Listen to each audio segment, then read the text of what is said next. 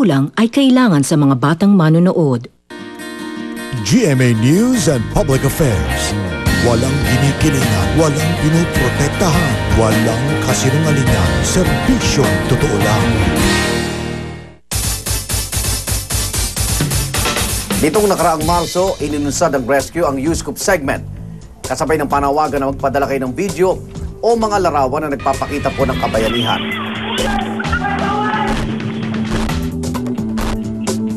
At sa nakalipas na 2 buwan, marami ang tumugon.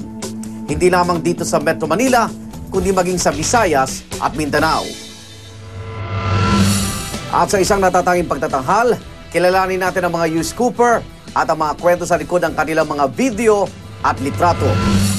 Hoy, lulubog na! Hindi ko po alam kung sino po yung uunahin ko sa kanila. Basta inuna ko na lang po yung bata. Yung time na yun, hindi ko na inisip yung sarili ko. Gusto ko talagang tumulong. Kung ano man yung mangyari sa akin, bahala na si Lord. Yung ginawa lang yung isa, umakyat sa bubong. Kasi yung tabi-tabi yan squatter.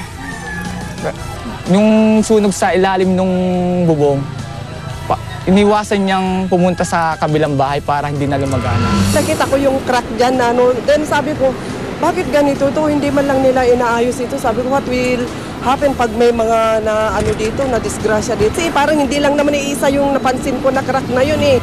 Magandang gabi po, ako naman Arnold Clavio. Ito ang U-Scoop sa Rescue. Noong kasagsagan ng bakasyon at summer outing, isang hindi inaasang pangyayari ang nasaksiyan ng ating U-Scooper sa Matabungkay, Liang, Batangas. Pero ang grupo, hindi lang po nagdokumento. Tumulong din sila na makapagsalba ng buhay ng iba.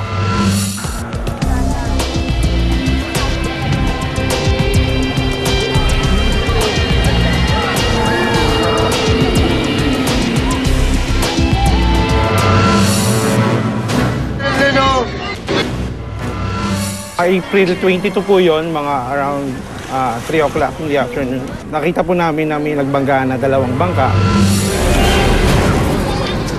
Nalulunod na po yung isang bata at bali nagpapanik na po yung mga nakasakay sa bangka. Yung sakay po ng bangka na po na yon, isa 8 katao po, 2 bata po, tsaka 6 na may edad na po.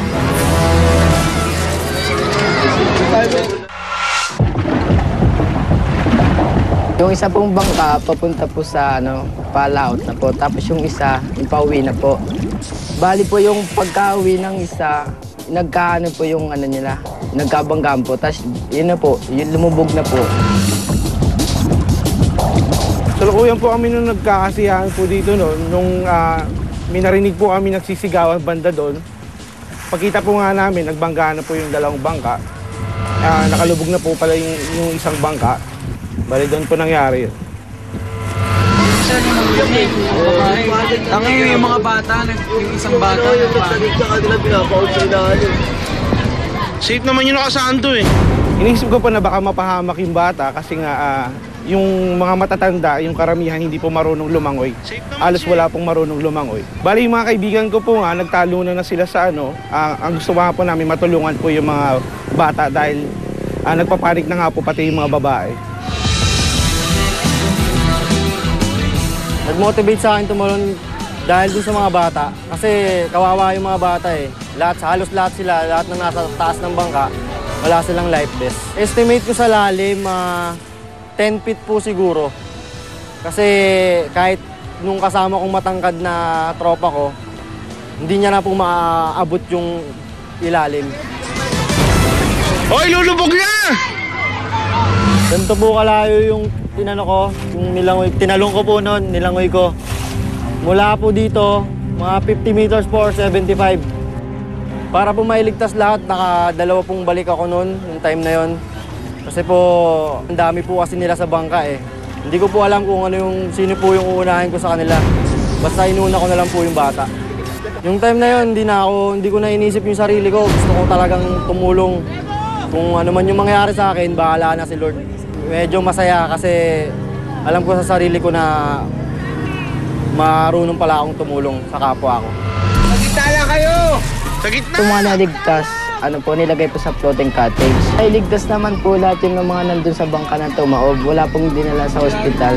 Naayos naman po. Pero yung nakabangga, hindi po nagpakita kasi dumiretso po sa may ibang bahay po, parang ganon.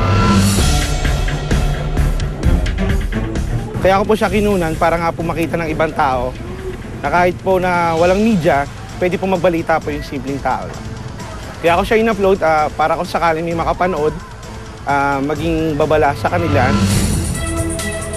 Supposed to be yung mga boat operator, kumukuha pa yun dapat ng exam, katulad ng Certificate of Public Convenience. Lalo ngayon sa panahon to, itong summer natin, marami mga beach goer, marami nag-aalok na mga island hopping. Ang isang pwede natin i-ano agad dun sa mag-aalok sa atin ng bangka na magdadala sa atin sa ibang lugar, ay hanapin agad natin yung life jacket. Kung pang-10 lang yung bangka nila, dapat ay may 10 life jacket sila maibigay.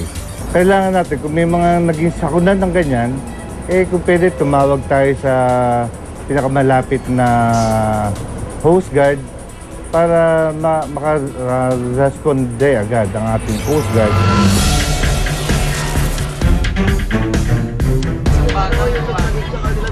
Kung hindi pa lumulubog ang bangka, mainam na dapat kalmado ka at kung makasuot ka ng life vest, yun ang makakaligtas sa sino man na nakasakay sa isang bangka na maaaring lulubog. Alisin lahat yung makakapabigat dun sa katawan. At kung nasa tubig na, huwag pa rin magpanik.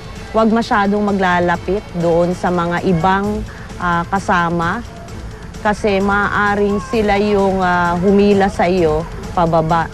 Kung ikaw ay nakakakita ng isang nalulunod na biktima, mainam na isigaw mo na may nalulunod. Nang sa ganon, lahat ng nakatakda o nakatalagang mag-lifeguard doon sa lugar ay mapupukaw yung atensyon at sila ang gagawa ng aksyon. Ngayon, kung ikaw naman ay hindi rescuer talaga, ikaw ay maaaring makatulong pa din sa pamamagitan ng una, kausapin mo, encourage mo na pumunta sa gilid, kumampay. Kung meron naman kayong makikita na kahoy na mahaba-haba, pwede nyo iabot doon sa biktima at kapag nahawakan niya na, pwedeng dahan-dahan na hilain ang biktima papunta sa mababaw na tubig. Ang pinakamabilis na swimming style para makalapit doon sa biktima ay ang tinatawag na freestyle. At kapag ikaw ay malapit na bilang rescuer doon sa biktima, kakausapin mo yung biktima, magpapakilala ka at nang sa ganon kumalma. Front approach, ito-twist mo, yan. Bibigyan ng hangin, cross chest carry, ilalangoy niya na. Yun ay tinatawag na underwater approach. Ito ang pinaka-safe na approach ng isang rescuer sa biktima kasi hindi nakikita ng biktima kung nasaan yung rescuer. Ito ay gagamitin mo lalo na kung talagang in panic at hindi makikinig sa iyo yung biktima. Ang ginawa lang yung isa, umakyat sa bubong. Kasi yung tabi-tabi yan squatter. Yung sunog sa ilalim ng bubong, iniwasan niyang pumunta sa kabilang bahay para hindi na lumaganap. Mga video ng aktwal na rescue operation at kabayanihan sa gitna ng aksidente at kalamidad, maaari nang maitampok sa rescue. Pakaigan, i-upload lang ang inyong mga video sa www.uscoop.tv at mag-iwan ng impormasyon tungkol sa inyong nakunan. Huwag kalimutang ilagay inyong pangalan at contact number. Dahil dito sa rescue, naniniwala kami kahit sino pwedeng tumulong.